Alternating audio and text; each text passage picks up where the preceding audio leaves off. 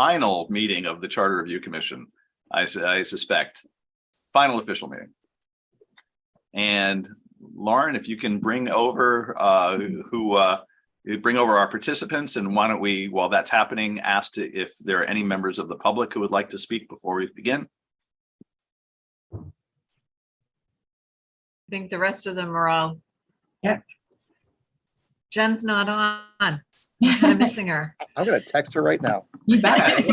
Exactly what is she doing, for God's sake? All that politicking that she does, it's crazy. Here's where the action is. Seriously.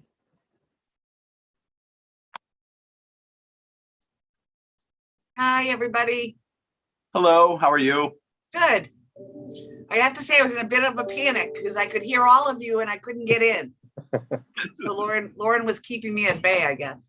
Yeah, absolutely. You know, the billing doesn't start till you're on this side of the Zoom. Just so that's how it's a very cheap town. You know?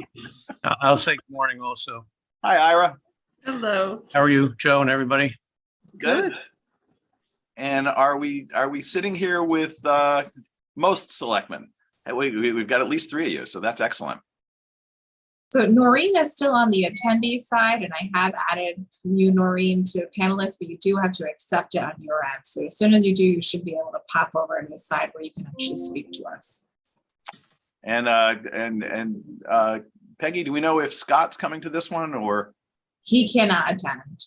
Yeah, I Should don't ask know. Lauren, do you know if Scott's coming? Yeah, but I did tell him I would send him the video afterwards. So he is, interested to hear how your conversation goes today, but he was not able to make it.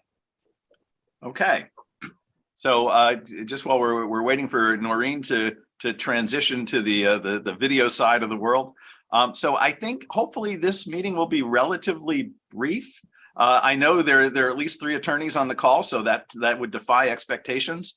But the hope would be that we could go through the Charter Review Commission reviewed both Ira and Carrie your comments, and we made a couple of suggestions. I think you might have already seen, and I think the idea is to put those up, accept the document, and wish the Board of Selectmen Godspeed as they move on with the rest of the charter process. Lauren, am I forgetting anything else we need to do? Nope, that's it. All right. Anyone have any comments before we start? Okay. Such a silent group. This is fun. Lauren, can you put up the document and maybe skip us through the highlight sections from the last Charter Review Commission meeting? Okay, can you all see the document? Yep. Yes. Okay. So we had 2 areas that we wanted to review today. 2 topics, one being the roles of the Board of Selectmen and the first selectman, and that's as it pertains to several sections of the charter, sections 4.1.4, 4.2.1G, 7.1.3, and 7.2. And then the other topic that we need to discuss is section 4.5, which is the compensation of elected officials as noted in the charter.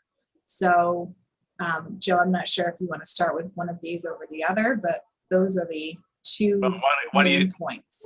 Why don't you do them in? Why don't we do the powers of the boards first?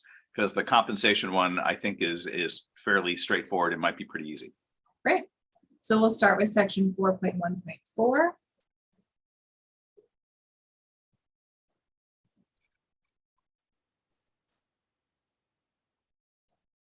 So we had some questions here about the language, specifically the clause that says at the recommendation of the first selectman. And we had talked about what was in statute, what was in case law, and just changes that we would like the attorneys to go over with us as to the best language to add here in order to clarify who is responsible for what and the balance of that responsibility between the first and the whole board. So I think we're very much aware that this was an active conversation among the Board of Selectmen, and would not like to upend that at all. But the case, which is in the case notes, and Aaron and Carrie probably have run into it, talks about how the power to create or eliminate municipal positions is necessary and concomitant to the powers to the superintendent concerns of the town. They were doing that in conjunction with the discussion of the board. So one of the concerns we had was just practically that without the way that we listed at the recommendation of the first selectman takes a certain amount of power away from the board. In times of the disaster example we came up with was fraud. Employee X is committing a fraud. 3 selectmen would like to address it, but the first doesn't wish to. So one suggestion we were thinking about is this language at the recommendation of the first selectman, which means that the board can't consider positions without them, would just be to make that in consultation with the first selectman. Joe, it's Ira Bloom. Ira. I read that. I wasn't sure if that clause at the recommendation of the first selectman was had a place there or not. In other words, is it discretionary with the first select woman that she can decide if she recommends some employment situation to the full board, then the full board will consider it. So maybe she will, maybe she won't, or is it mandatory? And so to me, that was not clear.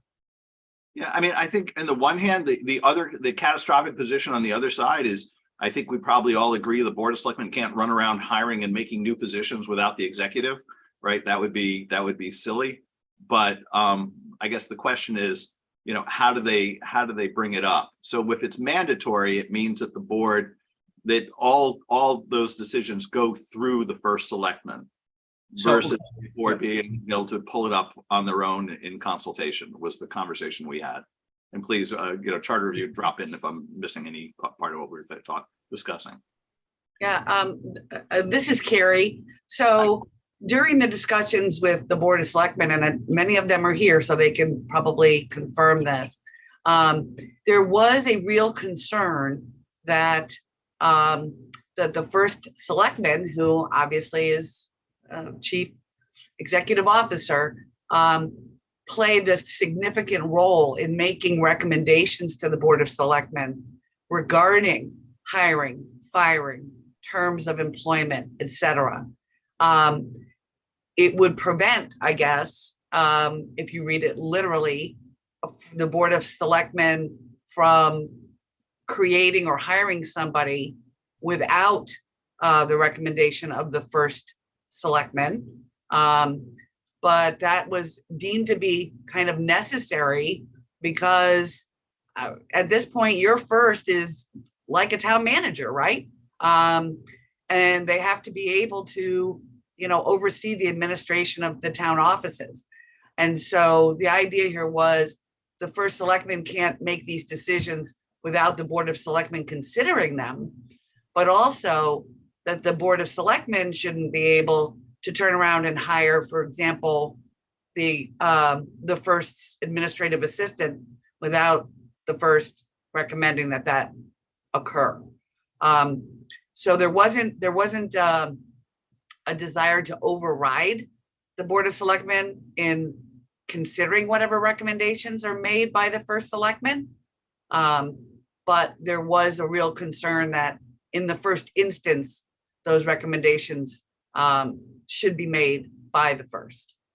So if that's the case, which I understand, then my suggestion is that you start by saying something along the lines of, for all employment situations, hiring, firing, the first selectman shall make a recommendation, to the Board of Selectmen, if that's what you're trying to get at, and the board shall then, consider it and et cetera. So, but it starts with I'm hearing that it starts with a recommendation, and I think this is better practice anyways, from the first selectman. And I would start with that, because to put the clause in the middle here, I don't think is clear. So Okay. That's my suggestion. Everything, as you know, Ira, Yeah. you can read a statute three times, 3 different ways often. So Yeah, I get it. Fresh eyes are helpful. Yeah. So if we were to revise this to start with, at the recommendation of the first selectman, comma, the Board of Selectmen shall approve the appointment, hiring, et cetera, et cetera. Would Yeah. that alleviate concern? So that addresses one half of what we're talking. If you then apply the dark mirror to it, if you follow through on the example that we had discussed, so you have, as happens in towns, something goes wrong, and there's a person, there's an allegation of fraud, misconduct, something or other, and the first refuses to fire. Can the Board of Selectmen, upon 3 members, discuss it, open an agenda, and terminate? Under that case, so you're doing hiring, which I can't believe the Board of Selectmen is going to hire people without the first. That'd be nuts. But I agree with that. But there are occasions where there are problems. And does this then remove the oversight of the Board of Selectmen when there are problems?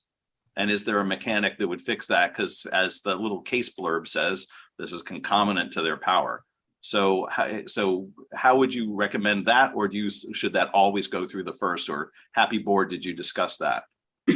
Well, I also know you're going to have an HR director. And so I sincerely doubt that the first is going to make any recommendation without input from your HR director. So I guess maybe your concern is the shall in the Board of Selectmen shall approve. No, my concern is this.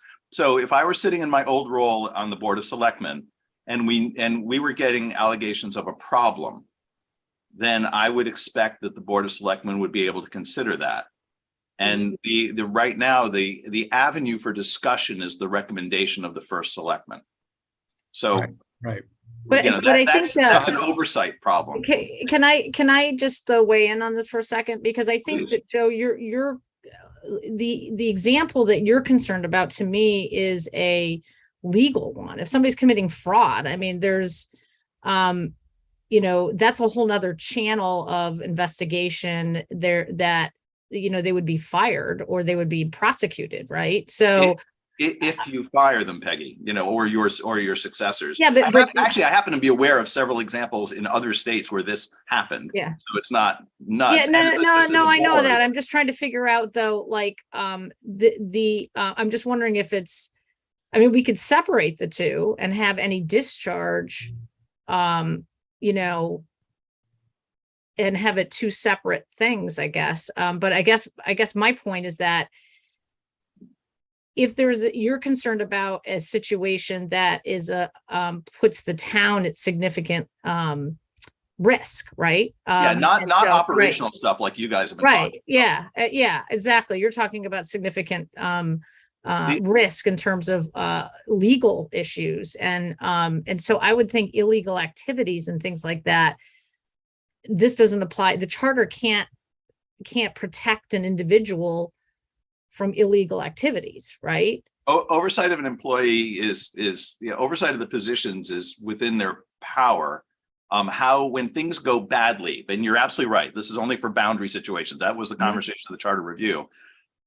How do you not strip the power from the Board of Selectmen if you have some successor first, not as skilled as our current, who somehow is blocking consideration of the issue?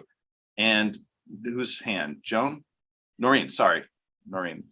Yes, I just wanted to add, Joe, what your concern is, and I understand it because it's looking at the other side of it, but don't we have that already in place when we're a 5-member board and we get to vote? Well, that's the problem. As I read this mechanic, you can't consider it unless the first selectman recommends. So if you had 4 members who think that the employee X is a problem, and the first disagrees, you no longer have the oversight power to initiate it.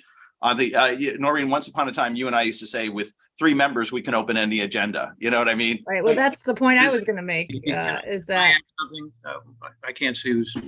Yeah, I'm feeling like, as a practical matter, I don't necessarily think that this provision would prevent the Board of Selectmen from considering any employment situation that seemed problematic. If you were getting complaints or whatever, putting it on the agenda and having a discussion about it, consistent with your obligations of Yeah, your confidentiality. general oversight authority. Joe, I was going to say, Higher than that. Sorry, if that's Carrie speaking, but I agree, and Peggy also, that, I mean, the hypothetical you're posing is, I hope, remote, where someone is actually committing fraud or worse. Or just make it, serious misconduct, some significant problem, as Peggy put out. Misconduct, okay. Of course, it could happen, but I think what's remote is any first selectman or woman saying, no, I want to keep this person, and the other members of the board of selectmen saying, are you crazy? I mean, you got to get rid of this person. So that just doesn't seem to happen, that I've seen. I guess in some remote situations, it could possibly, in which case, you'll find some other way to get rid of someone who's committing fraud or criminal activity. I mean, it'll get resolved. I think I wouldn't necessarily add to the charter, language that is so remote and so hypothetical, in my judgment. My only disappointing fact is I happen to know of a couple of occasions that happened. Yeah. It just happens to not be in Connecticut. Matt, go ahead, please. You've had your hand up. So 2 points. First, I like Peggy's idea about maybe we just make another segment, another section here, because I think we're trying to do too much in this one statement. Maybe it should be hiring or appointments, and then the second one would be the discharging.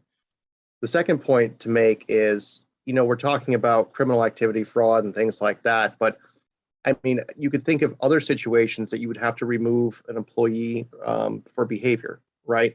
And there could be something there. So hypothetically, I'll never do this, but hypothetically, I'm the first selectman, I hire my cousin into a job, right? And then so got him a job, but this person's corrosive. He's causing all kinds of issues, and for the good of the town, he needs to be discharged.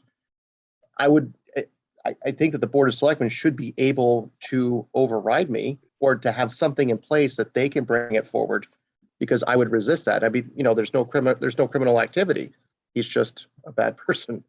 Yeah. So there's got to be something there. I think 2 sections can help this out. With apologies to the extended Gordon family. Yes. Yeah. So maybe, Carrie, you had started to say, maybe there'd be at least a provision to say, something that this is not intended to prevent employee or oversight for serious consideration, or along the lines of any majority of the Board of Selectmen, even make it a supermajority, who cares, can open the agenda for consideration of employee upon serious allegation of malfeasance, misconduct, something along those lines. And make it a super majority, yeah, if you want, add that line. Because I think that would then stop you from the problem with we've got with the case whose name eludes me at the moment. So you're not removing the power completely from the board. So let's draft it so everybody's on the same page, shall we? Please. Lauren's handy. All right. Nothing in this section shall limit the authority of the Board of Selectmen. Maybe at its own initiative. Maybe that's what they're getting at, Carrie. Yeah. Yep. To consider, what do we want to say here? Is this going to be limited to discharge or employee conduct issues or something like that? Issues of employee conduct that constitute serious, I don't know, do you want to do malfeasance or failure to discharge duties? Okay, so let's go back to the first part. Nothing in this section shall limit the authority of the Board of Selectmen on their own initiative. I don't think we have to talk about agendas or anything. To consider issues of employee conduct that constitute, I'm sorry, what did serious, what did I say, malfeasance? Maybe somebody else look up malfeasance and make sure it's Well, maybe serious, well, not even, I'm not sure if it has to be malfeasance, or couldn't it just be, you got somebody who's not doing their job. Issues of serious employee misconduct. Serious, there you go. Do you want to add the supermajority or keep it? Yeah, and I channeling, I think a little bit of my understanding of the Board of Selectmen's concerns. Maybe I would like to make it clear this is an oversight discussion, right? This isn't a detailed, nothing shall limit the authority to engage in to consider issues. I'm trying, somebody work oversight into the sentence. Why don't we say to consider and take action regarding issues of serious employee misconduct?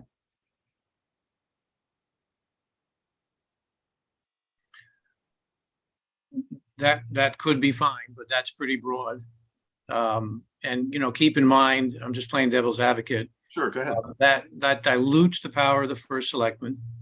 And you could have the opposite scenario, where it's not the cousin of the first selectman, but, the remaining members of the Board of Selectmen are also seeking to do something that's wrong. So it could work either way.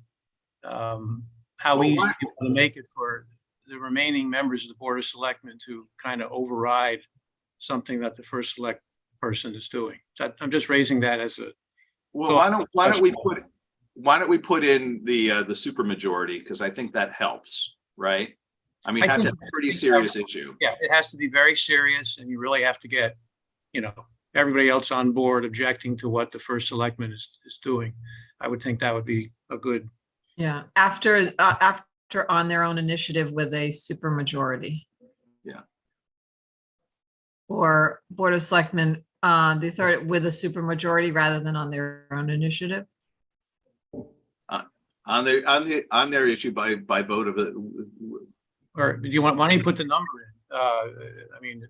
Yeah. Just say, Require 4.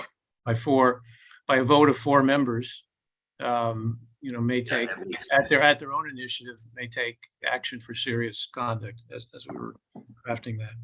So as a safety net, do we want to have anything in there about HR director with consultation with the HR director or anything like that, as opposed to just merely votes? Again, I think we discussed this, and really, we think that's more of a policy. Okay. Because that's gonna, you're gonna be setting the policies. And so we thought that was probably better. As I've always said, the charter is the 10,000-foot view. Mhm. If you start getting down into the weeds too much, and let's say, again, you're in a situation where you don't have a current HR director and you need to do something. So to me, you can have a policy that, that's in place where the HR director is consulted regarding any matters of employment. That makes sense. So that was just my thought. No, I agree with that too, Gary. So let me just ask the Charter Review Commission, does this work for, I know we were on the gloomy half of the conversation, the optimistic Board of Selectmen were worried about hiring, we were worried about termination. Does this answer our concerns? It's okay? It does for me, yes. Board of Selectmen, is that all right? Joe. Yep. Yeah. Yeah, the only additional color commentary I'd like to add in is we were discussing this. We talked a lot about relying on policy for the board's oversight. And in this section particularly, what I was trying to get away from is the rubber stamping of new hires. If the Board of Selectmen goes through the effort of creating and defining roles for positions, and then the first goes out and finds qualified candidates, at that point, I'm not sure that the board needs further input in the hiring, right? We've said this is the position, the person, the price. The first comes in and says, I found that person. They should be able to just exercise that hiring event without further input from the board, because we've already exercised the appropriate oversight in defining the role and the qualifications. So I don't know if that's weaves well into this now, or if it doesn't. Bruce, I have to say, I don't agree with that at all. I think we're, first of all, describing a position is quite different than picking a person to fill it. And as far as a rubber stamp, I think what we're trying to do here is that, obviously if we had concerns that the person being recommended wasn't the right one, that would be our opportunity to discuss it and vote. I think the idea of saying we want to get this position and this is what we want this position to do, and this is the requirements, and whatever you want to do, go right ahead. I'd be concerned about the Board of Selectmen giving that up. We started with authority, then we went to oversight, and now we're talking about not being involved at all with the hiring of personnel. Though, if I'm not mistaken, from a charter perspective, so Noreen, that may be true of this board. It may be not true of another board, but I think from a charter perspective, and someone stop me if I'm wrong, nothing would stop the Board of Selectmen from putting in a provision, a provision that said that the Board of Selectmen can delegate their hiring authority to the first selectman for certain positions. So what's to stop them saying we're creating 5 new positions in public works, and we delegate the hiring of that to the first selectman? Good luck, Peggy. Hire them. We don't want to see it again. Carrie, is there any reason that the charter couldn't just let the Board of Selectmen just do that? No, again, Joe, I think you really took the words out of my mouth. We have to look at this again as that general provision. And I don't think it takes away, again, you could have hiring policies in place that say, if you choose that once you approve the position and the qualifications, that the first selectman is authorized to hire the person and notify the board that they've done so. But it also allows as you said, with a different board who maybe wants to be a little more hands-on, for them to, look over the recommendation and ask questions. So I don't see it as precluding any of that. And I think if we get too far down into the weeds as to what the process is going to be in the charter, as you know, it's a big job to change your charter. It's a lot easier to have policies that are consistent with your charter. So would you want? I have I guess I'll just say a sort of a different perspective, which is you can't have it both ways. I mean, what we're setting up, and this seems to be the desire, is that the first select woman will make recommendations. Let's use the 5 people. 5 people are being hired. Okay, you established guidelines, you established criteria before, but here are the 5 people. The charter says, I think it's going to say that the board then will vote on those 5 people. And I think you either do it that way or not. That's the way it's done in some other towns that I work with. And, the 5 people can be put on the agenda. And if the particular board says, you know what, we're comfortable and they want to spend 2 minutes saying, fine, we approve it, that's okay too. If they want to spend 2 hours, they could spend 2 hours. But if it says the recommendation for hiring shall be placed on the agenda of the full Board of Selectmen for their approval, then I think you should stick with that. And then how long you want to talk about it is really up to you. So that's how I would look at it. Yeah, I was gonna, Ira, I was looking at the language under A, and again, the commission, please feel free to intercede.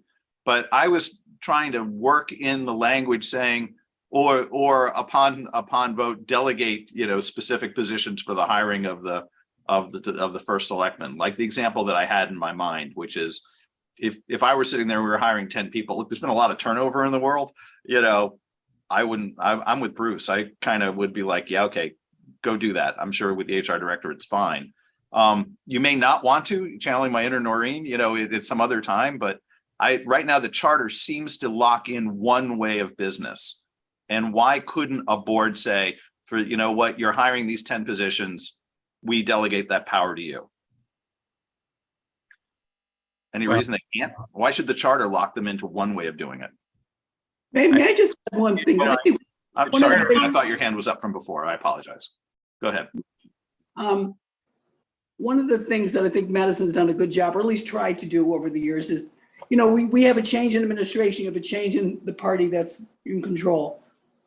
And I think unlike a lot of other towns, new administrations come in. And as we reappoint people or hire somebody or whatever, we really try to keep politics out of it.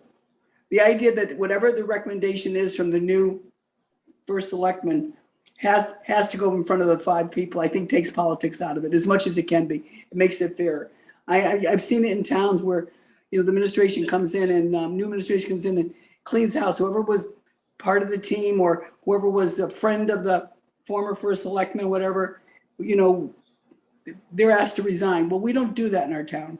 And I think it's really important that that's where the 5 members that are both parties, maybe even a third with the eventual and unaffiliated, get a chance to take a shot at that. That's why I think it's so important. We've been able to keep politics out of it. And I think if it's just done this other way, you're really opening up to the potential.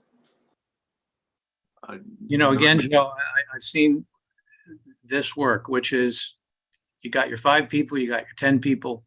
So the first selectman says, all right, it'll be on next week's agenda before the full board. You put it on, you list the 5 people, the 10 people. If everybody's comfortable on the board, they can rubber stamp it that way. And they can say, fine, we don't need to talk about it. We're familiar. It's good. Did a good job. 1 minute, you're done. And if you want to talk about it, you have that option too. But it's simple, it's clear. And I think that clarity is worth something. So I will move to Joan, and then I want to move back to Bruce since he's the one who started us on the citing.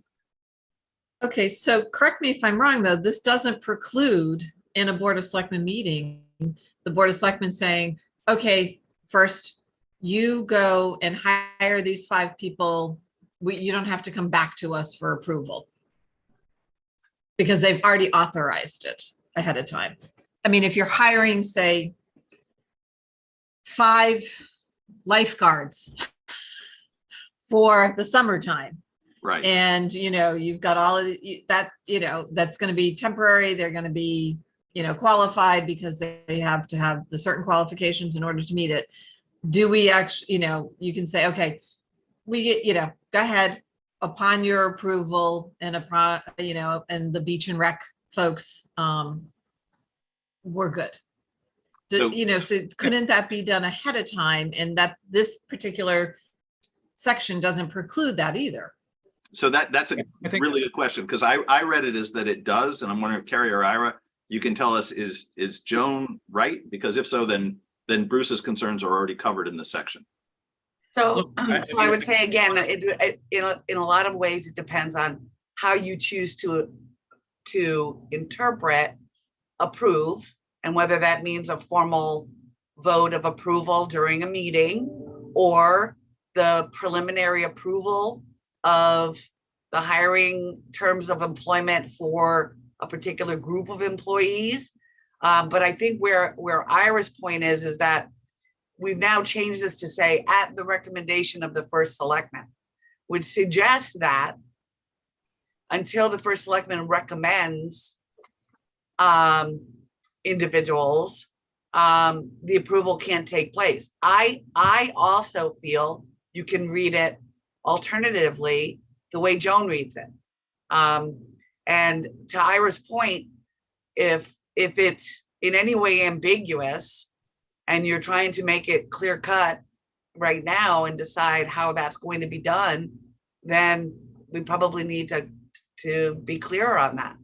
Well, what I'm just thinking, you know, what if in here you just say the Board of Selectmen can also delegate this authority to the first selectman? And then the board has to vote on that to do that. Yeah, that's kind of what I was saying. Ira, Yeah. I think you were going to say something. Well, yeah, I think that might have been Carrie who said, couldn't this be interpreted so that the board could sort of pre-approve the 5 lifeguards? Look, I mean, if I would say, okay, if that's why you want to do it, fine. I mean, that's probably close enough. So I wouldn't put my foot Well, down if that's the way you want to do it, but I wouldn't keep at, it's sort of like almost back and forth. The first selectman makes a recommendation, the board of selectmen approves, but sometimes they won't approve. I wouldn't muck up the charter provision like that.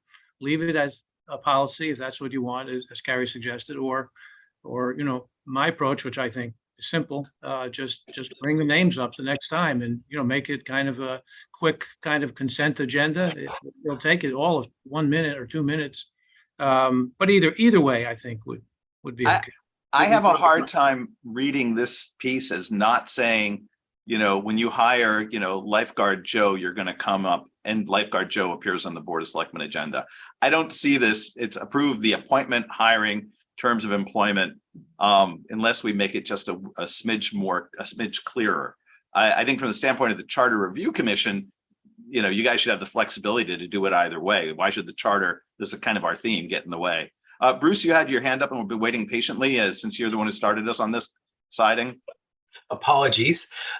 So Joan made my point for me. So I would just echo what she said, that could the board at its discretion say to the first, look, we're comfortable with these positions as long as you stay within the salary range, just hire them. And you can bring them back to us as a report. Ira, to your point about just doing it in the next meeting, I think the example that stuck with me was, Peggy brought up the hot job market, and the day after our first of the month meeting, she makes a conditional offer and then has to wait 2 weeks for our next meeting. And that candidate is sitting on pins and needles waiting to see what happens. Now, she could always call a special meeting, but, again, I guess that's what we'd have to do, is we'd have to call a special meeting to do this. Well, that's what gets done for something important if it's time sensitive. But look, the lifeguard example, I agree. You could pre-approve it. There's a recommendation from the first, we need 5 lifeguards, and the board will say, fine, we're pre-approving the positions. You hire them, make sure they can swim, and that'll be the end of that. So I don't have a problem with that. If I could, maybe to not leave this vague, so some other poor Board of Selectmen doesn't argue this out. How about a sentence after union contracts that says, upon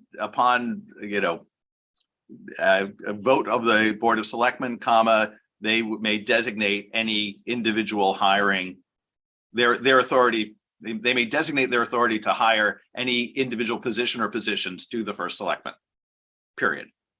And that way they can look and say, Peggy, I know you're hiring these 10 people. Great, good luck. And for these other 5, we really want to see them. And if they never say it, Noreen, to your point, if it's a time when they don't want to do it, it's up to you guys. But that way it's not the charter that's in your way in between the hiring and not hiring. Does that work? Here's what I would suggest. Please.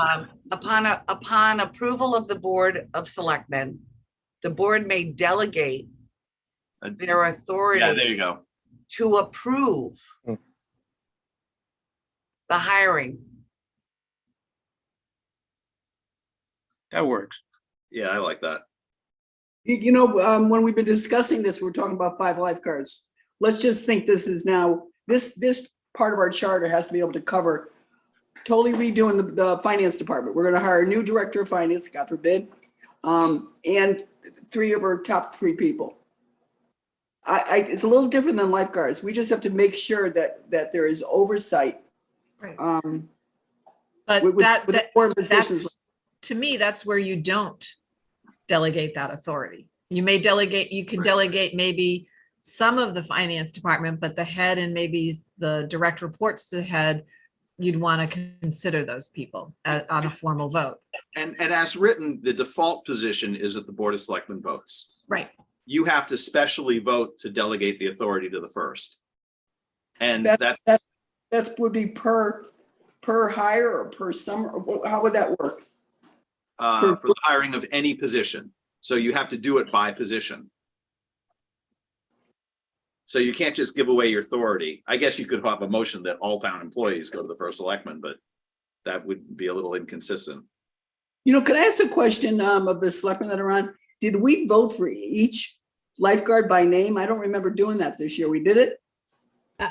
So- That's considered a temporary or seasonal, so we Okay. don't do it for that, but, Okay, so we're already not doing it for the more minor seasonal jobs. So but we are doing it for a dishwasher or a, truck driver, and the example that Bruce mentioned is the new HR manager is starting the day after we vote on Monday. So we are accommodating our hiring, which has been fine. It's worked, but it does create hurdles and timelines that are sometimes difficult to manage. I'd also point out, this gives you just the tactical ability that if you're in the Yeah. middle of negotiating with a high-end employee that you all like, you can be like, great, first selectman, you've got it if you can cut the deal. You know what I mean? Then you can sort of, Yeah, and this is going to be, I would interpret this, that whoever's in my seat would have to come to the board and say, we need to hire these 5 people and we got to be fast on it. And the board discusses and votes on it. And then we go out and get the people. But the board would have to choose what those positions are and what the pay is and the titles and the timeline. And then they just say, go do it. It's not, I don't see this as something that we would in practice use on a regular basis.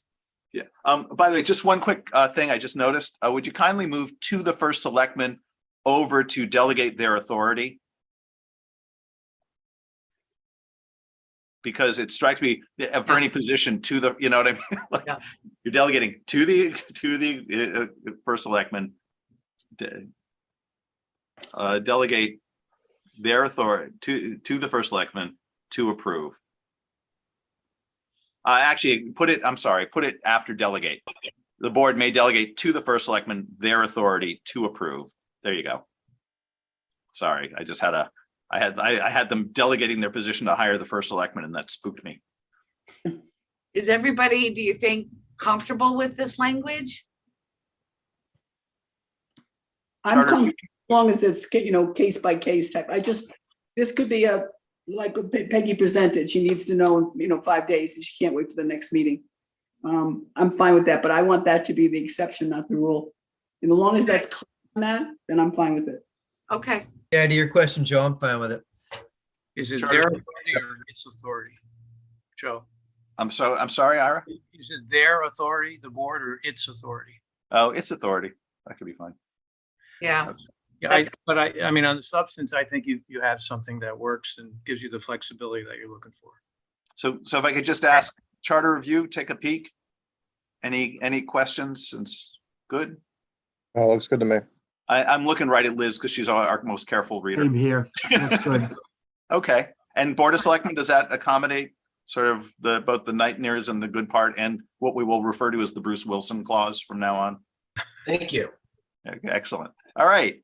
Good. Well, that only took 45 minutes. Where to next, Lauren?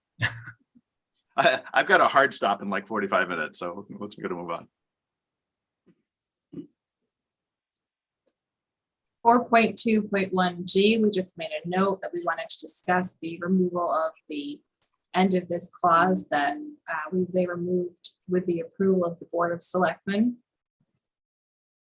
Yeah, so remind me of the discussion, only sort of administration of town affairs or by ordinance. So they had removed this section, correct? Mm-hmm. So our question about this, John, I'm trying to remember, anyone remember our question about this? This is a more minor discussion point. So when I talked to Lauren in advance of this, I think there was some concern again about whether the first would go rogue. I think the reason for the revisions to this section is, again, as the chief executive and administrator, to have to get approval of the Board of Selectmen Oh, I to see. supervise or administer the affairs of the town on a daily basis is impossible. It's not workable. Yeah, the only weird part about this, I think, is if when one reads the actual powers of the Board of Selectmen, then the question is, what role do they have if you leave the language in? or if you, I'm sorry, if you pull it out, like, I'm sorry, if you pull the language out, it's Board of Selectmen. I was reading it backwards, forgive me. So the Board of Selectmen has a general supervisory administrative function. And if they can't generally, it's the generally that gets us, right? Generally supervise the administration of the affairs of town. That's what the board does. So if the Board of This is Selectmen. under the powers of the first selectman. First selectman. Right, I know, but we've removed the Board of Selectmen from it. So, but I wonder if, just a thought is, I think the language that we have for item number B would be maybe the same thing you'd put here. It's just consistent with any policies adopted by the Board of Selectmen. Yeah, The that's first selectman generally supervises that, because that's really the Board of Selectmen sets the policies, and then I'm to administer the policies, right? I think that makes a lot of sense. yeah, Right. that's this wasn't a big discussion item. It was that sense of you wouldn't want the Board of Selectmen has a role of oversight, and so this I think does it. Commission, that all right? Looks good. Okay. Since that one actually took me 2 full minutes to remember what the heck it was about.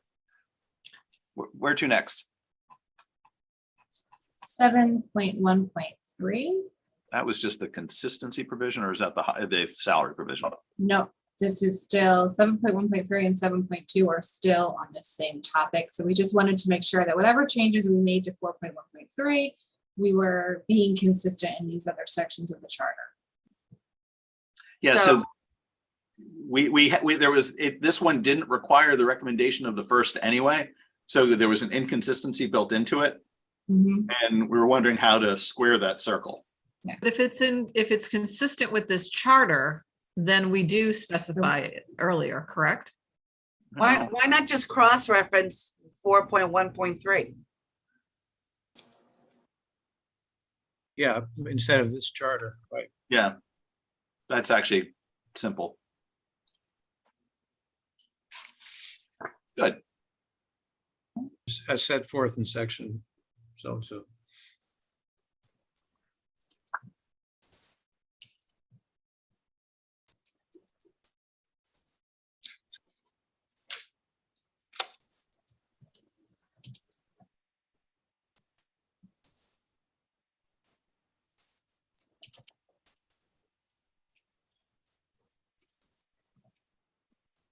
I'm not No. sure no, it has to go No. before they accept those, before Yeah. the board. Yeah.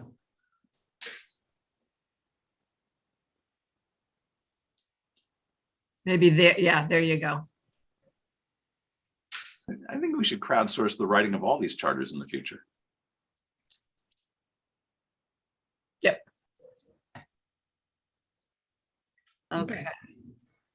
7.2.1, the Board of Selectmen had taken out this entire section. And again, we just wanted to make sure that this was consistent with the changes that we made in these other sections that we reviewed this morning.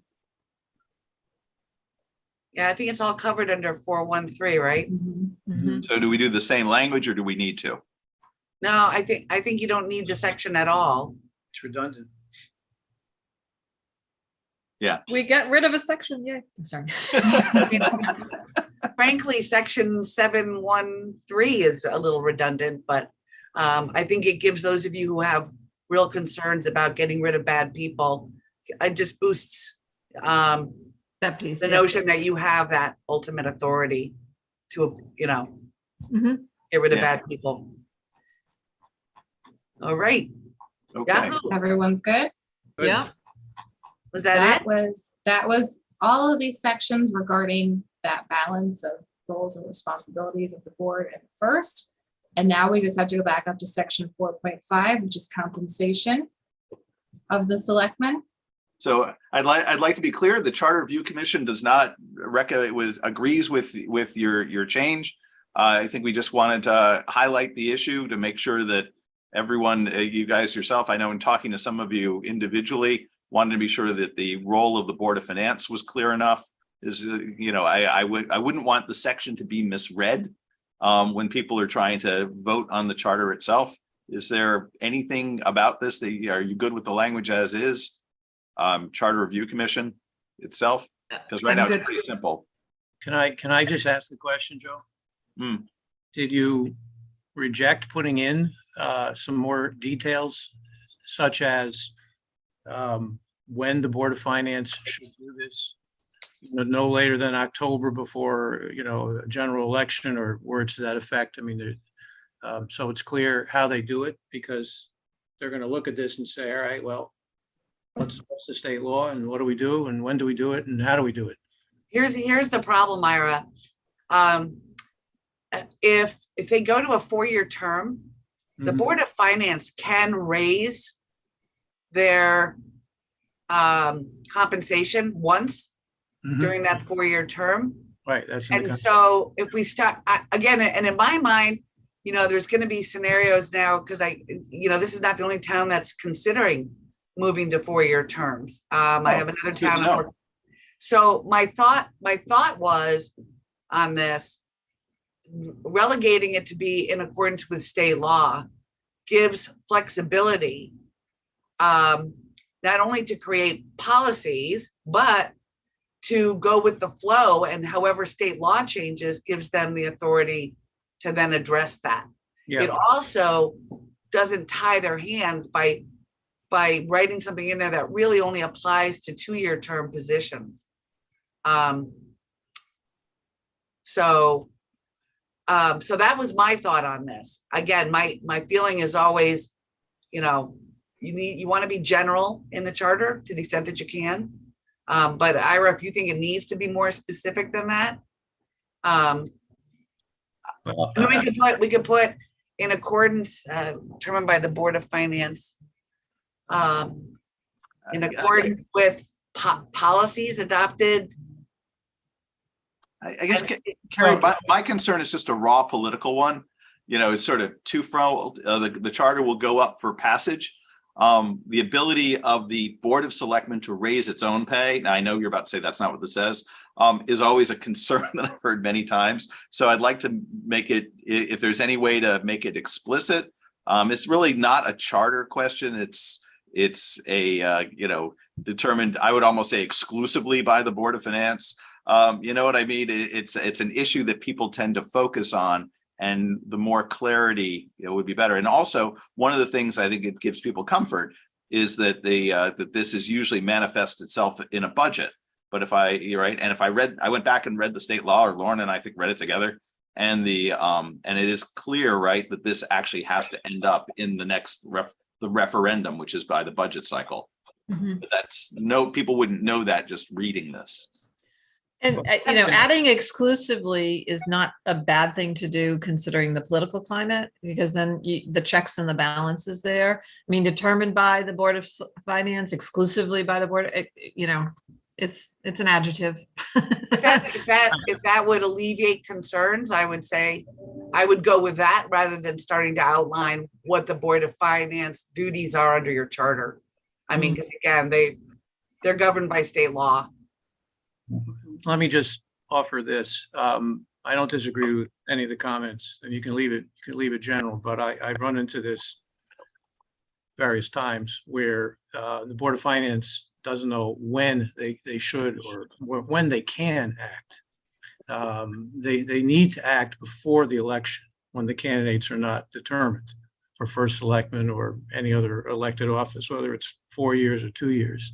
You don't want to have a vote. I don't think you want to have a vote for salary increases after the election. So that is something that you could consider, that any action taken will be, no later than October before, municipal election or something along those lines. That's really my thought on it. You can certainly keep in the provision about, and in accordance with state law, the one raise for a 4-year term, that's in the Constitution, which I sent to Lauren a few weeks back. So that it's a thought. That's all. You don't have to do it. I'm just raising it. Okay, so I guess it's our budgets go from July to June. We Right. approve budgets in May. So in Yep. order for it to go prior to an election cycle, it would have to be post the election, because you're increasing the salary in that election year. Yeah, well, or it would be effective next July 1. Well, but I think that the point here, though, Ira, and maybe is that other towns approve increases for elected positions annually through the Right. budget process. Right. It's not right. So, and this town has not done that. We only have one elected position, right? Which is the first selectman. Other towns Yeah. have multiple, right? They have the tax collector, they have the assess, there's different positions that would be, and so, because you're saying that it would have The to, you're registrars. mandating that they have to at a minimum do it then prior to the election, or? Well, they don't. The state constitution, that provision applies to elected officials only. So, and it says for a 4-year term, it shall be raised only once after 2 years. So I've encountered that where other towns, raise the first selectman's salary every year, 2%, 3%, whatever. And that violates the constitution of the state. So, it got corrected. But see, when we vote on the budget, you can't vote in May to approve something the next budget cycle. That's my point. Well, no, So you the would vote in increase is May either- and it would go into effect in January. I think that's how we normally do it right now, right? If I could Oh, circle, it goes into effect in January? Okay. Yeah, it sorry. does not go into effect at the beginning of the fiscal year. It goes into effect in January for the Okay, first sorry. selectman. Okay, thank you. go ahead, Noreen. No, I'm all set. That answered my question. Excellent. So if frankly, for me, I'm in a much more craven zone. I think as long as people know it's the Board of Finance that's doing it, how the Board of Finance does it and the timing, I have every confidence Stacy will straighten them out, just as she did me and Mark once upon a time. I tend to think that might be all right. Where does everyone else sit on this? Does this need more work? Are there other concerns on it? Yeah, I mean, again, my feeling is we don't know when things are going to change, and to make sure that it's, if it's exclusively within the hands of the Board of Finance and they have to comply with state law, then to me, the better way to deal with that is to make sure they understand what the state law says at the relevant time. But I don't know. To me, I don't know. I don't want to tie your hands, especially if you end up going to a 4-year term, because then that means how do you write that with that prospective possibility? So unless you say, and if we go to 4-year terms, Right. the board, right? So I feel just leave it separate. Yeah, so let me just do Charter Review Commission. Are we good with this, or do we want Yes. more tinkering? Yes, good. Yes. Yes, absolutely. Yes. It's flexible. Board of Fine. Selectmen, is there Yep. any more violence we should do to this section? Okay. Lauren, I hate to say this, is there any other provisions? Yes, section 8.5, we just had a note that we wanted to come back to review term limits for chairs of committees. Oh, yeah, that's right. commissions. Oh, that's right. Yep.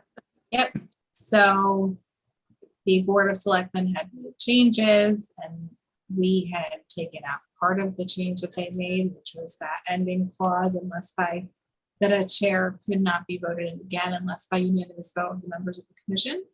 And so you guys had talked about potentially, instead of having someone serve as a chair for 2 consecutive terms, actually putting in a time frame like years, so that 2 years, 4 years, and changing that from an actual, to an actual time frame from the term of the chairmanship.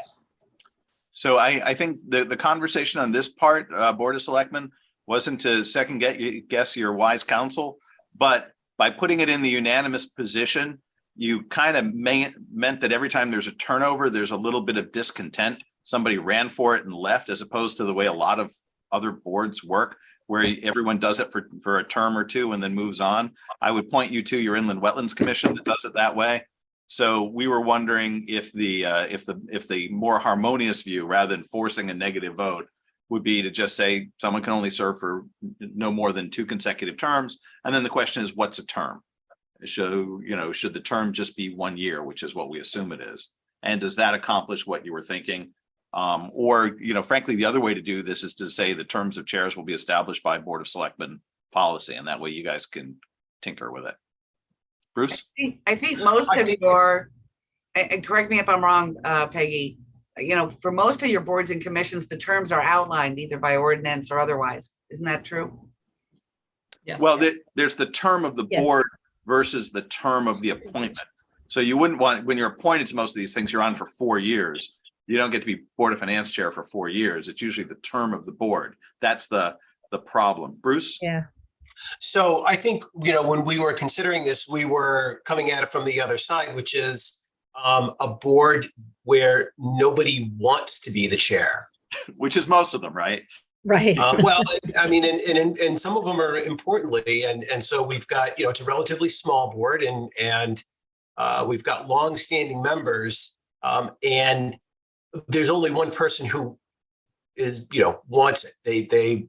So what do we? So if that person terms out, what do we do when we can't find another chair? Yeah. I think that though, usually you're going to get somebody to step up, you know, If they know that ahead they of have to time. change it. No one's going to voluntarily, though, if you have a longstanding chair, no one's going to step up and say, I want to be chair now because we have a great longstanding chair, you know, whereas I think if you have to change it, you're going to get somebody else to step up. A lot of boards I serve on function exactly that way. Everyone knows the board chair is on for two-year terms, you know, and then part of your job as chair, I just left a position like this, is to recruit the next chair. That's your job. You know, a wise predecessor on one of my forestry school boards set it up that way. So, you know, that's kind of I find that structure works very well.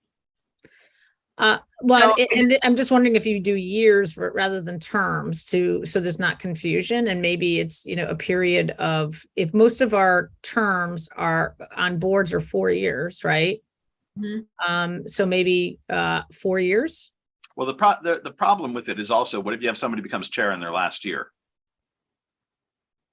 No, I'm saying that you can't be chair more than 4 years. So no matter when you came on the board, you cannot be chair for more than 4 years. Don't most of your boards re-elect their chair every year? They do. So why shouldn't it just be 2 years? You're on, you can get re-upped once or 3 years, whatever you want. That your maximum term is 3 consecutive years, you know, or however long you'd like to go. And then that gives plenty of time to learn the job the first year, do it well for the second, and either do it one more or move on. I'm okay. It seems shorter to me, I guess I was thinking, but I was looking at this more of allowing, you know, a longer period of time that they'd stay as chair, but where there's a point though, where, you know, that they can't run anymore. And so I was looking at like 4 Well, or 5 it's not they years. can't be chair again. It's just they have to take a term off. They have to take a term off. That's true. So you have a 1-year break and then they can come back in. Yeah, and my recollection is Lauren, do I have it right? Wetlands functions this way, right? They alternate every 2 years, I think, and they kind of go around the circle. Yeah. Yeah, and So can I just address something? If you look at the prior section, it says the charge of all appointed boards and commissions, because again, we're talking about appointed, not elected, including term length and membership size shall be structured in ordinance. So that means that for any particular board or commission, you have an ordinance where you have already set the term for that that board or commission, right? And so if you limit it to no one shall serve as the chair of that commission for more than 1 term, that would be driven by the board or commission. So to me, I think you either line it up with the term or the term of the board or commission, or have a set time length, whether it's 2 years, 3 years, 4 years.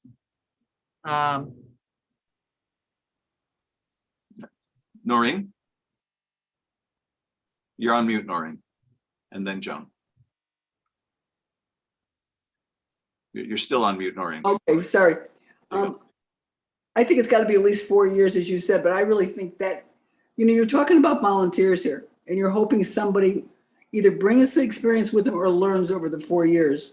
That's why I'd like to see it maybe 8 years. I think it should be a limit. I think that would be great. And if they want to not run for a year or whatever, run again. But I think it's good bringing new blood and everything, but I think 4 years, I just know I'm out there trying to find people for positions and it's not always as easy as you think.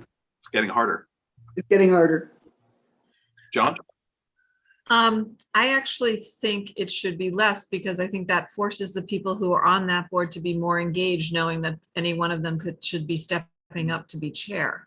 If you, if you know that there's a chairman that's been there, I mean, we've got some, I can tell you probably there's been a chair on one of our committees probably 20 years. And everybody just, continues to just allow it to happen because he's always been the chair. So I think that if you say right up front, this is the term, and by the way, we're going to be looking for people who eventually to step into the chairmanship, that pushes the chair to teach and also to extend that knowledge and the history that they have going into things. So you can still be appointed for several terms to a commission, but you can only serve as chair for 2 years at a time. Then you have to take a break. Somebody else has to step in for 2 years and then you could come back. You could literally round robin like they do in the wetlands. I think it engages people in the actual feeling like they're part of it rather than not. So That's my only thought. For what it's worth, I was chair for a long time in zoning. We re-voted it every year. I don't remember that being a big deal.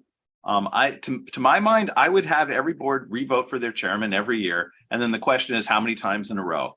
And if you want to make it 3 years or 4 years, I certainly wouldn't make it any longer because I think it's harder to get someone to be a chair. Come and be chair. You're sentenced to 4 years. It's like you're a bank robber. We should be able to at least tell them do it for a year, see if you like it, and you have a graceful way out.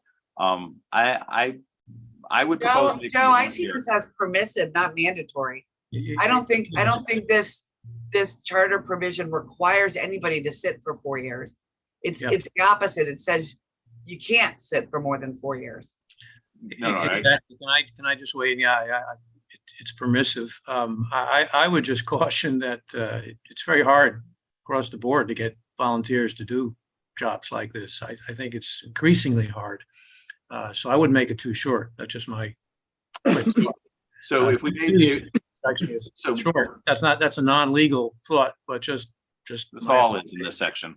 Yeah, I would put a number in as opposed to term. I just think it's easier to read and say, all right, you can't be chairman for more than 2 years or 4 years or 6 years. But so those are my quick thoughts. All right. So I remember when I was on Water Pollution Control Authority, we had 2 engineers. I think they're both on still. And they would battle of who was going to be chairman, not the one that wanted to be chairman, the one that didn't want to be chairman was battling.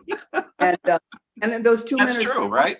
Still on it, and they keep taking turns until another engineer gets on. I'm sure they'd have no trouble giving it up. But I think with land use, when you talk about land use, I worry sometimes about experience a little bit. I think it's valuable. We have to worry about town liability. I just think as the better training. I think it's great that we should encourage people and have a limit, but I want to make sure the town's protected too. Look, can I make a suggestion? What if you had kept this language in there? Because I'm in agreement with all of you about that. That was one of the issues we had on the Board of Finance at one point in time, which was, certainly I didn't want to be the chair, and I just didn't have the time for it. And I was really glad that Jean stepped up for that. Perhaps you put in this sort of limitation here, and if you've got people who are not interested in being a chair, maybe they have to go to the Board of Selectmen to explain their case or something like that and get approval or exception to the rule. Well, I think there's another part of the charter that if they don't appoint a chair, then the Board of Selectmen can kick in, right? If they can't appoint a chairman. So if we took this language here, because I mean, I think Mark's sentiment is kind of right. There's a fair amount of recruiting to try and get people to do it. If we just made this 4 years, does that at least fix this part? So it's the same idea of consecutive chairs. We get rid of the unanimous vote and members of the commission, so that way That was the concern of the Charter Review Commission. If somebody really wanted to be, you'd kind of have this weird setup. It encourages turnover, but still lets them vote. Is everyone okay with that? I like the 4. Yeah. Matt? Yeah, I do. It's fine. Okay. I just have one more thought. Yeah, please. Should we put in that each committee has a vice chair as well too? For in situations where, somebody wants to continue being a chair and they, hit their maximum, that there's a landing zone for them to go into, so they can still have that stature, whatever they're looking for. That's point 1. Point 2 is if we are trying to get, I'm just thinking about what Joe was saying about engagement, so that we always have some talent who's teed up for taking over the chair position. Is that something we want to charterize? I think it's really good practice. As you guys know, as soon as we started the Charter Commission, we appointed a vice chair. Thank you, Liz, who took care of everything when I was down. So I like that. It also kind of helps with succession. I think most of our commissions have a vice chair, but not all of them, right? I think they appoint them by practice. Board of Selectmen, are you okay if this says that the commission shall appoint a vice chair? Yep. All right. Yeah, I think it's good because that helps with the succession planning and everything. I think most boards do that, but not all. Yeah. So they should. Yeah, many actually don't have a vice chair. The larger ones do, but I think many of the smaller ones don't. So that's a good idea. Alrighty. Okay. Joe, may I just ask one question, which is only because I've been hearing from a constituent, maybe other selectmen have too. Obviously, we live by the charter. But for instance, the charter says that we'll have planning and zoning, we'll have 9 members and 3 alternates. Right now, we don't. Are we in violation of our charter? I was told that we're in violation of our charter because we're working on getting those positions filled. But in the time being, the reality is we don't have the people yet. Are we in violation of anything? So subject to Ira and Kerry jumping on me, I think the answer is you have a commission with 9 members and 3 alternates, but you have not filled those positions. Right. I think you'd run into trouble if you decided you weren't appointing people. Am I thinking about it clearly? Yeah, that's correct. Yeah. Yeah. Yeah. And again, this goes back to Noreen, what, you've heard me harp on this. To me, the charter should acknowledge that you have a planning and zoning commission. And to the extent that state law dictates how many members, I would defer to state law because those things can change. And I would stick to the ordinances for getting more specific where state law doesn't mandate something. Again, so that you can be flexible. If getting a 9-member planning and zoning commission is not working, you can't fill the seats. You may decide you want to change by ordinance the composition altogether. So again, it just goes back to the charter's the organic law. When you get into the weeds, my recommendation is try to use your ordinances or policies to the extent you can.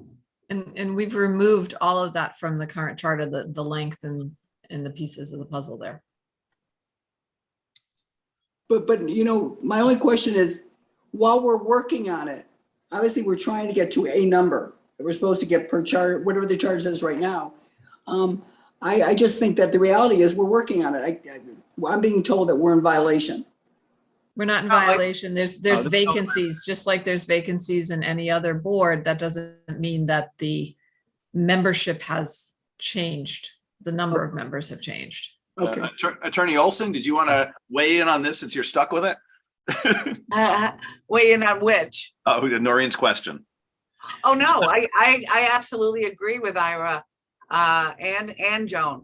You're not, just because you can't fill the seats doesn't mean that you have removed those seats from being a part of that commission or board. But again, like I said, to the extent that you can get that stuff out of the charter to give yourself flexibility, I do recommend it. So if I could, I know we're going to run the risk of losing members soon. Yeah. Lauren, is there any other change or item we have for consideration? That was it. That was it. So in that case, are there any other questions of the esteemed Board of Selectmen or Council? I guess, can we just talk process, or we can do that after? Are you guys going to vote then on sending this back? And then I just want to spend 2 seconds about process for the board. Well, while I've still got all my members, why don't we, and Lauren, am I correct to the first selectman's question? We vote, we hand it to the Board of Selectmen, and we wish them Godspeed, I think is what happens next. Is that right?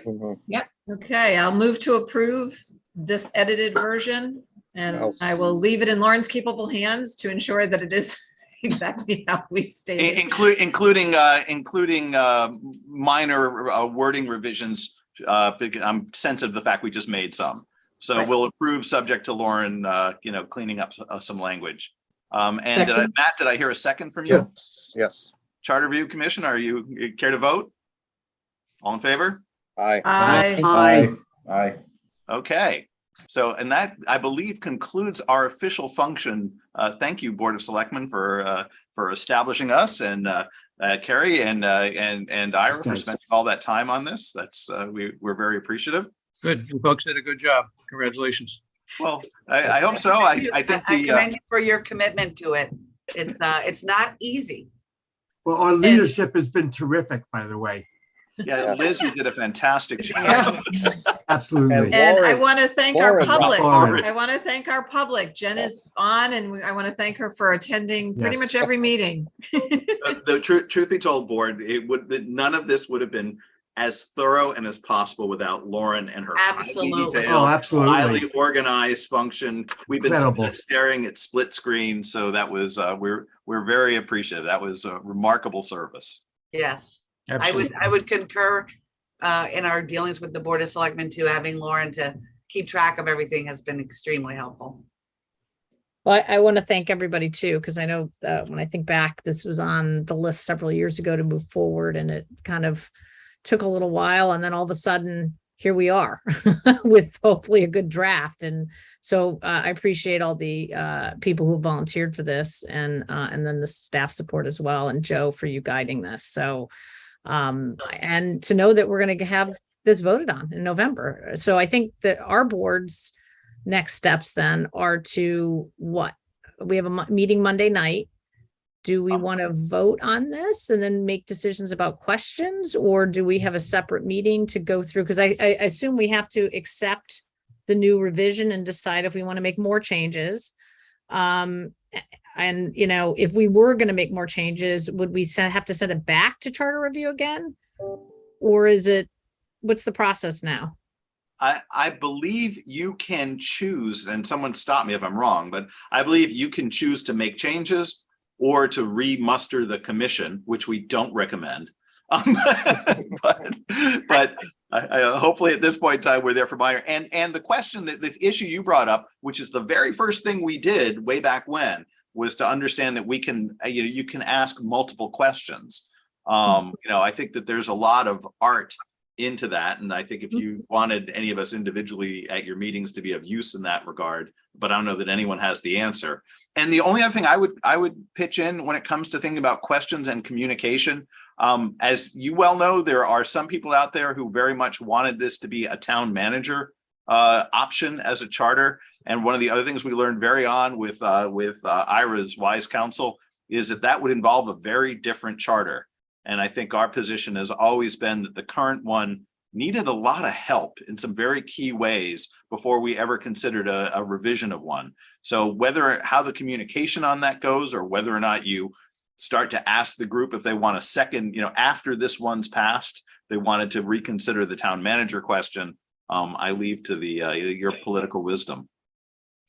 Yeah, just to reiterate, how you frame the questions, you do have to vote as a Board of Selectmen to put it on the ballot, and then the questions would be drafted, ballot questions, and I think you reapprove that again. But that's a very, we talked about this, I think, at the beginning. How many questions, what the questions are, how specific, or just a general question, do you approve the new charter? That has to be analyzed and discussed too. So I think then, I'm not going to put this on Monday's agenda. I think we just do a special meeting to focus on this. I'm guessing that our board is not going to make any additional revisions, since I think we had most of the board here to review your new version that you're sending to us. Assuming that's the case, and obviously we have to talk about that, the charter draft itself should be settled within, minutes in a meeting. So then the question would be the questions on the ballot, right? So that's our next thing. So does the board agree that we should just do a special meeting on this and not try to, because we have a lot on the agenda Monday night, just since we only have one meeting in July. And we could do a special Zoom meeting to talk through the draft that they just completed, and then the questions. Does that make sense? Makes sense. It does. I think the charter is too important to squeeze into an already busy agenda on Monday Okay. night. Yeah, I Okay, agree. so I will, we'll pull for that meeting. We'll set it up for Zoom, and then, we'll let the commission know. I know that there was still some concerns about Board of Finance. They did attend, I think, the last Board of Selectmen meeting, but I'll just make sure that they're notified if they want to come in to that meeting and make comment. But I think we kind of really addressed all their concerns in the last meeting. And I noticed from the standpoint of the Board of Finance, just as the Board of Selectmen has moved to policies, so has the Board of Finance moved to policies. You Right. guys were asymmetric a little bit between the regulatory authority and so now I think you're both, from the charter perspective, similarly positioned. Yeah, okay. So we will do that, and we will notify your commission. You're welcome to attend that next meeting of the Board of Selectmen. And with that, hopefully we'll get this done in the next couple of weeks and sent off to the town clerk, and and then it's just communication. And I think do we need to have another public hearing, I guess, is another question before we finalize anything. I don't know that Lauren, Ira? Well, I probably, I'm going to pull out the memo that we went through the procedure and just double check it, but it's probably wise to do it, whether it's required or not. If I recall correctly, the last time around when I was on the board all those years ago, and Joan, you might remember, I think as a Board of Selectmen, we did trigger another public hearing. And that's a little dusty in the cobwebs. I think that's right. So if we were going to do that, and I'm sorry to get so into this, but on our Monday night meeting, then should we call the public hearing, and we could do that right before our meeting like we did before? Mhm. And what's the notice for a public hearing again, Lauren? Yep, so the notice for a public hearing right now is 10 days in the newspaper having general circulation in the town, which is the source, and they require, so if you're gonna call it Monday, they will not be able to publish it in the newspaper until the 4th of August, which means that the earliest you could have the public hearing would be the week of August 15th. So if we August, did, which date did you say, Lauren? 15. The week of the 15th.